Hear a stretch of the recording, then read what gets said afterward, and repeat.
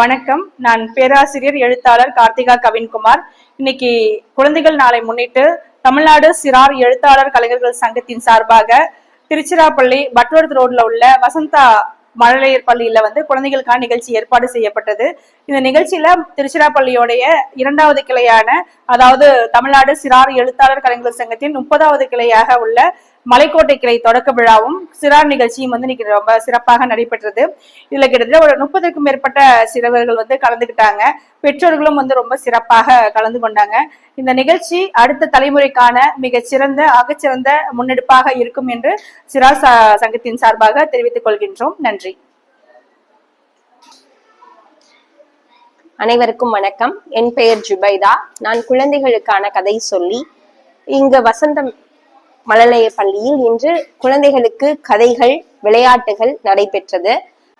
சிறார் சங்கம் சார்பாக குழந்தைகளுக்கான கதைகள் மற்றும் மரபு விளையாட்டுகள் இங்கு சிறப்பாக நடைபெற்றது. பெற்றோர்களும் அவர்களுடைய ஒத்துழைப்பை எங்களுக்கு நல்கினார்கள்.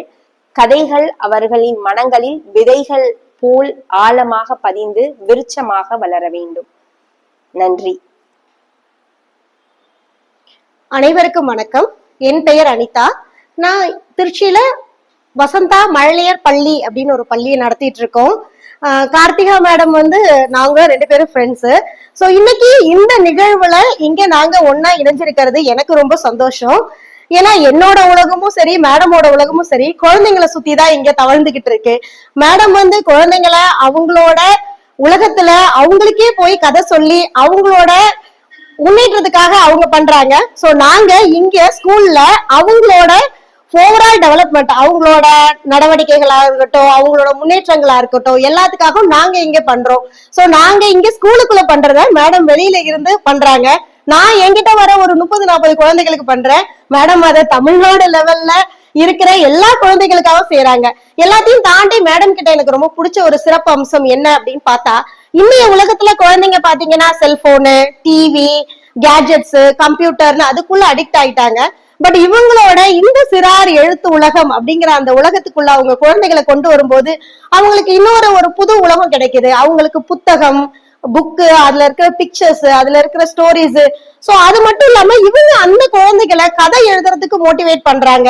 சோ இன்னைக்கு நடந்த நிகழ்வு கூட அப்படிதான். அந்த குழந்தைங்களுக்கு அழகா ஒரு கதை சொல்லி அந்த கதை மூலியமா அவங்களுக்கு ஒரு ஆர்வத்தை தூண்டி அதுல இருந்து அவங்க என்ன கத்துக்கிட்டாங்க, அதை எப்படி இந்த சமூகத்துக்கு இம்ப்ளிமெண்ட் பண்ண போறாங்க அப்படிங்கறத அந்த குழந்தைங்களுக்கு அழகா சொல்லி கொடுத்தாங்க. அதை பார்க்கும்போது எனக்கு ரொம்ப மகிழ்ச்சியா இருந்துச்சு.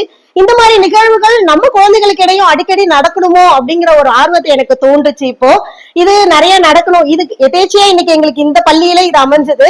இது நிறைய நடக்கணும் அப்படிங்கிறது இதை பார்க்கும்போது எனக்கு ரொம்ப, அதுவும் இந்த குழந்தைகள் தினத்துல இந்த குழந்தைகளோட அவங்களுக்கு ஒரு சின்ன கிஃப்ட் கொடுத்து அவங்கள மோட்டிவேட் பண்ணி பண்றது எனக்கு ரொம்ப சந்தோஷமா இருந்தது. இந்த நிகழ்வு இந்த பள்ளியில நடந்ததுக்கு ரொம்ப தேங்க்ஸ் மேம். உங்க எல்லாரையும் சந்திச்சதுல எனக்கு ரொம்ப நன்றி. இந்த குழந்தைகளுக்காக நானும் இவங்களோட கரம் கோத்து இன்னும் நிறைய செய்யணும்னு ஆசைப்படுறேன். தேங்க்யூ.